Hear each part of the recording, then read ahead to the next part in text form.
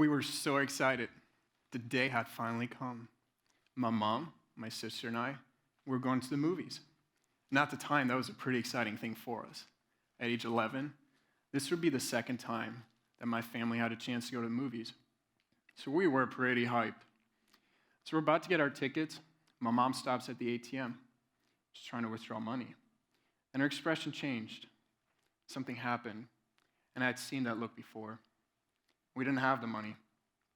Didn't have the money to go to the movies, get that popcorn, or the candy we were looking forward to. I remember feeling a very unique sense of pain that day. Pain of disappointment from my sister and me not being able to go to the movies. Pain of embarrassment from my mom not being able to provide this experience for our family. Days like these would make me wonder, made me think, how can I change this? How can I prevent this from happening to my own family that I want to start one day? How can I help my family flourish? As I considered these things, I knew that I wanted to make a difference, change the generational outlook of my family, redefine it. As I grew up, the definition of family was very different to me. Financially, my dad lost his job when I was 11. My mom tried to step in and provide for us, but it was hard, and I knew it. I don't know a whole lot about my mom's side of the family because she was adopted at a young age. My dad's side of the family doesn't talk much to each other. But I knew one thing for sure. My family was going to be different. My family was going to be marked by love, care, kindness, and flourish. But I was wondering, how was I going to do that? How is that going to happen? And an opportunity arose in August of 2013. My flight departed to the United States of America. I just embraced my mom for one final time, knowing I would be gone from home for the next 10 months. Little did I know, 10 months would turn into 6 years and counting. As I arrived at Sarasota Bradenton Airport that night, I just met the family of 5 I would spend the next 10 months with, all while speaking mediocre English, embracing a brand new country, culture, and community. A lot of things were new. A lot of things were different. You could say I experienced culture shock. I was part of a new family, part of a new home, part of a new school. In a way, I felt lonely. Felt like this was not where I should be. I remember the days I would be in the bathroom skipping lunch because I was too embarrassed to eat lunch by myself. And I thought, is this it? Am I supposed to be here? And when I was in that bathroom, I remembered that pain I would feel when my mom tried to take us to movies and we couldn't. And that pain reminded me, I need to be here right now. And this is where I needed to be. When I first arrived in the United States, I quickly realized just how important it is to be different and stand out. Currently, there's about 330 million people in this country alone. How are you going to stand out and be different? I knew for sure if I wanted to change the generational outlook of my family tree, I needed to be more than just a German kid with an accent. I needed to learn how to tell a story. I needed to learn how to define it and tell it effectively and share it with others. So today, I stand in front of you, not as a 16-year-old boy who felt alone and embarrassed, but as a young man who's learned to embrace his differences and he's defined a story. And today, I'm here to share 3 lessons with you that I've learned along the way.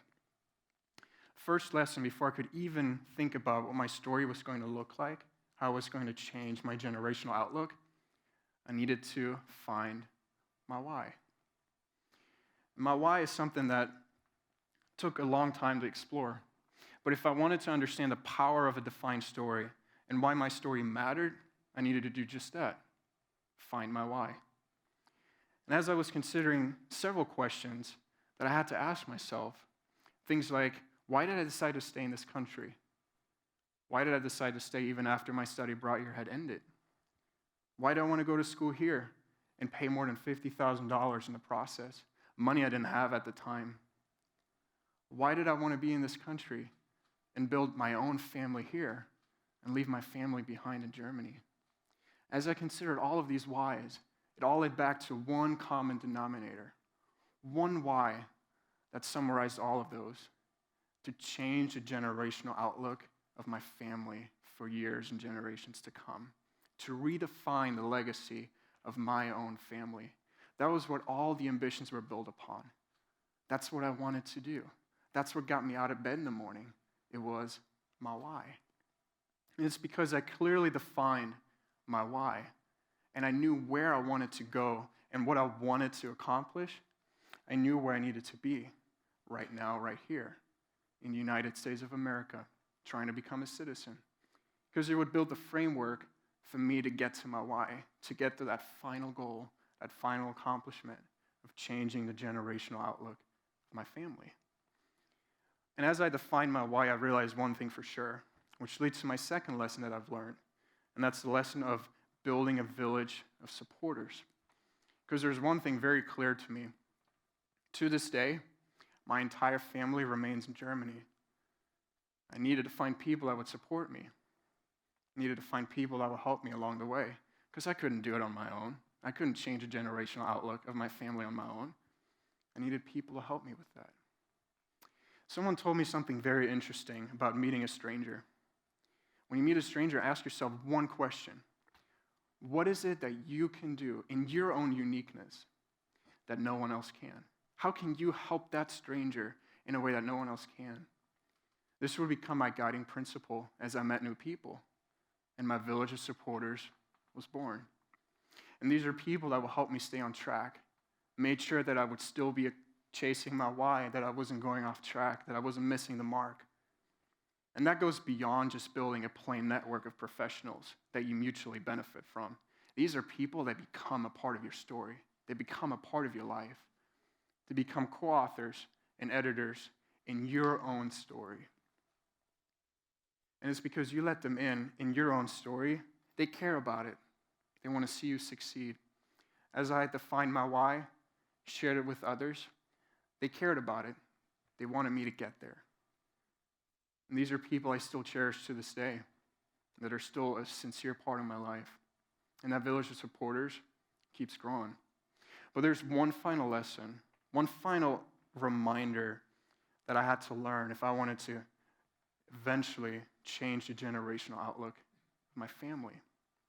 And that's the lesson of becoming a strategic dreamer.